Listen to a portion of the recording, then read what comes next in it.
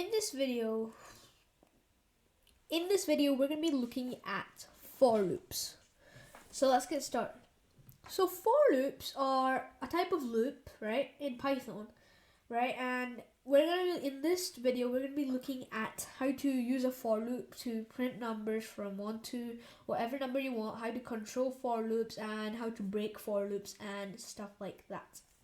And also how to use them with collections, so how to loop collections and take values and all that good stuff. So let's get started.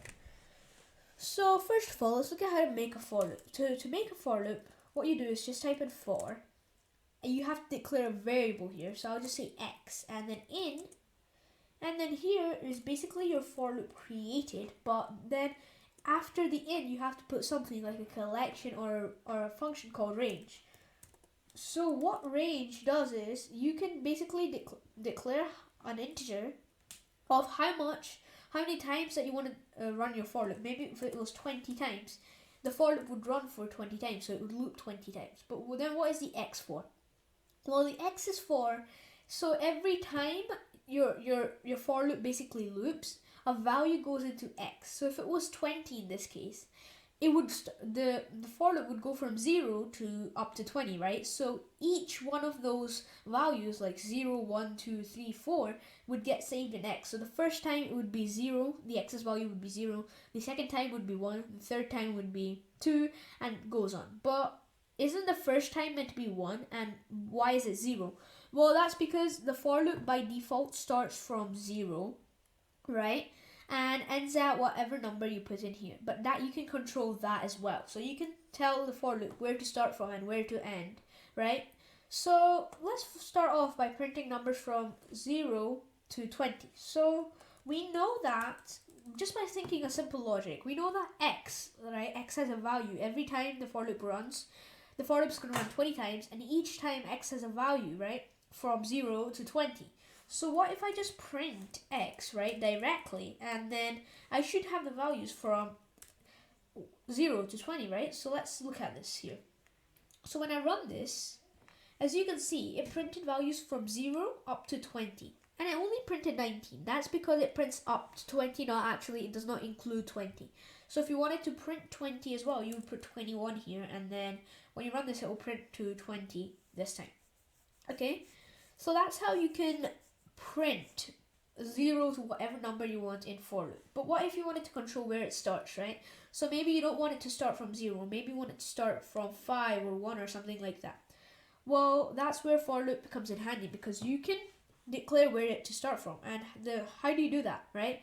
So the first value, you can declare just the maximum amount you want to loop your for loop, but you can pass in 3 arguments in a for loop. Right, actually you can pass 3 arguments in a for loop. The first argument you pass is going to be where it starts. The second argument is where it should end. And the third argument we're going to be looking at after we look at the first argument. So the first argument, we want it to start from 1. So we say 1, and you separate the 1 and 21 with a comma, right?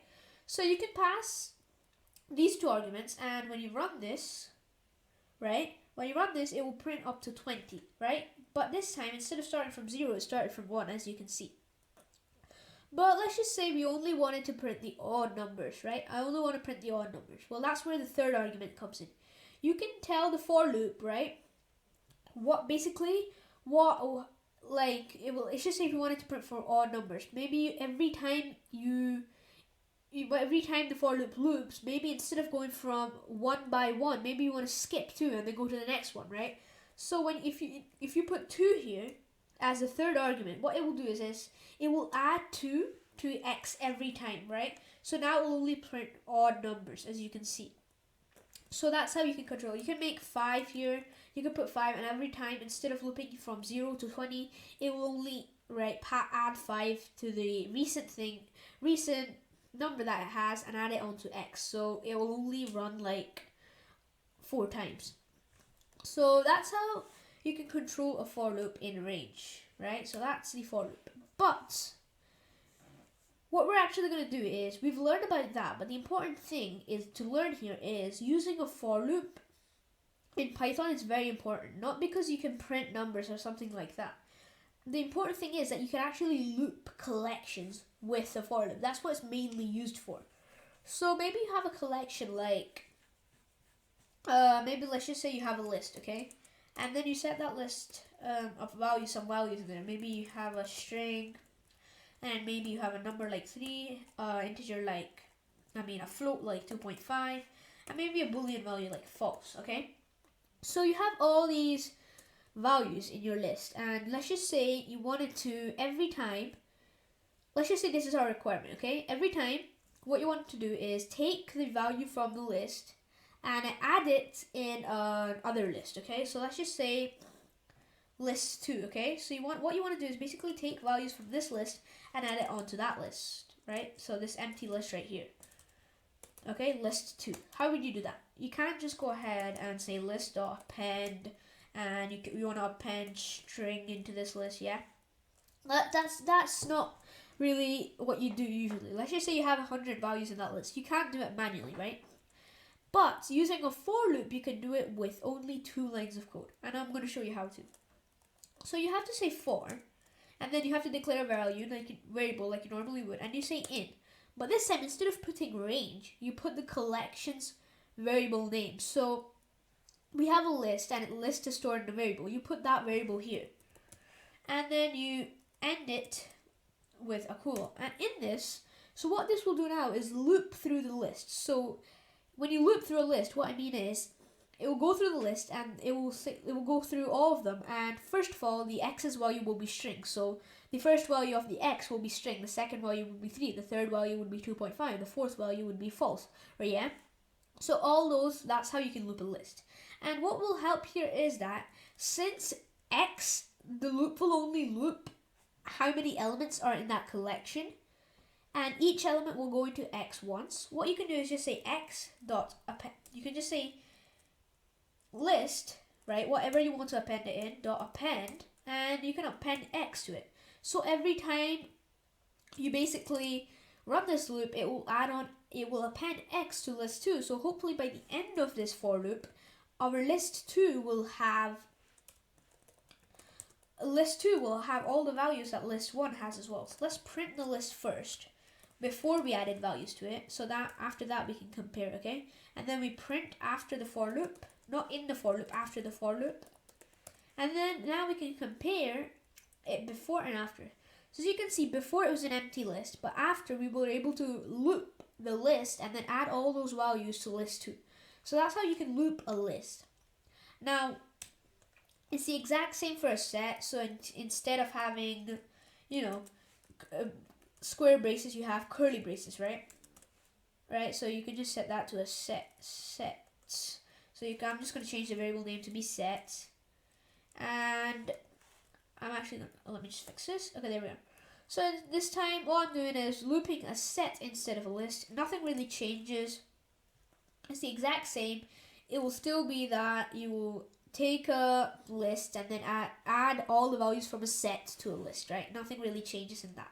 So I'm not going to go over that. Same with tuple. If you had a tuple here, and maybe this time you only have parentheses instead of curly braces, and same here, you're trying to append all those values in the tuple to a list, and when you run this, okay, let's just say tuple here, and when you run this, it will take an empty list and append all the values from the list to a tuple. All you have to do is change the variable name and the name which you're trying to loop in the for loop. So that's tuple, set, and list. They're all basically the same.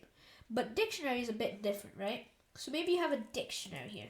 So this time you can't just change the variable name because dictionary is completely different.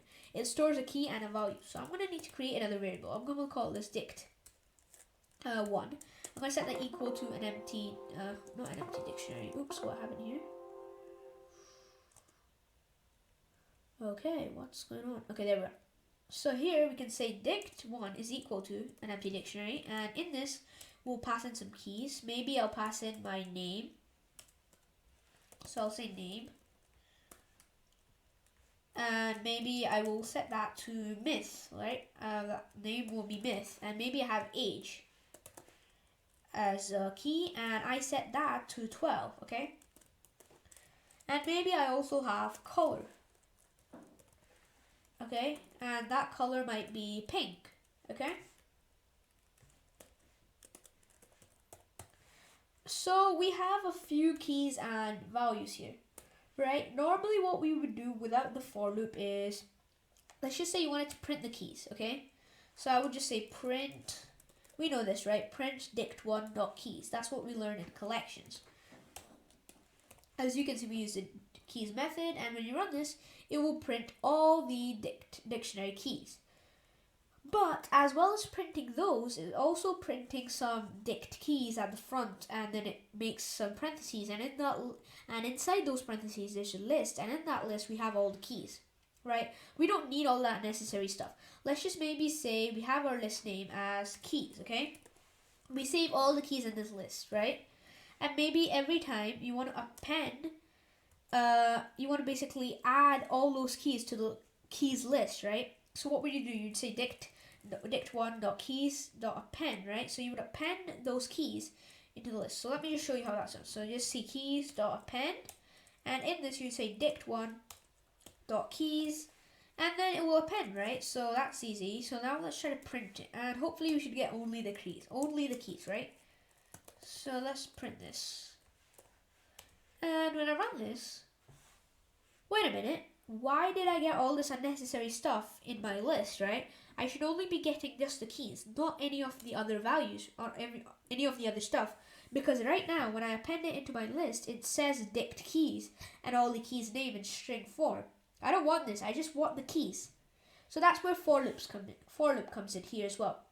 So what you can do with a for loop is basically loop this dictionary, take all the keys out of it, and basically you will only be left with name, age, and color on their own without all this unnecessary stuff, right? So let's make a for loop. So we'll say for x in, and then our dictionary name, which is dict1. But we were looking to actually add all the keys in dict1 to the keys list, right? So we say dot keys. So what we're doing is basically looping the dictionary's keys. And each key will be saved in X. So what I'll do is basically say keys dot append, and I'll append those X into my keys, right? So when I run this, it will append all of them, and when I print it after the for loop, so when I print keys, let's just print keys, and when I run this, as you can see, before I had all the stuff saying dict keys, and then I had a list, and inside we have parentheses, and in those we have the names of the keys, right? But here we just have the plain names of the keys in string form in a list, which is amazing because these are the ones we need, not the other ones like where dict keys and all that stuff. So that's what's so great about for loops. Now I could change this, I could make another variable called values, and I can add all the values of this dictionary into the values of this list, right? So I could just say dict.values instead of keys, which will loop the values, and then I'll just say values.append x into it, and then we'll just print values, and then hopefully we'll have all the values into our values list. As you can see, we have all the values. So that's how you can use a for loop to loop collections, and you can print numbers from 0 to whatever you want, and so that's amazing. That's what's so amazing about for loops.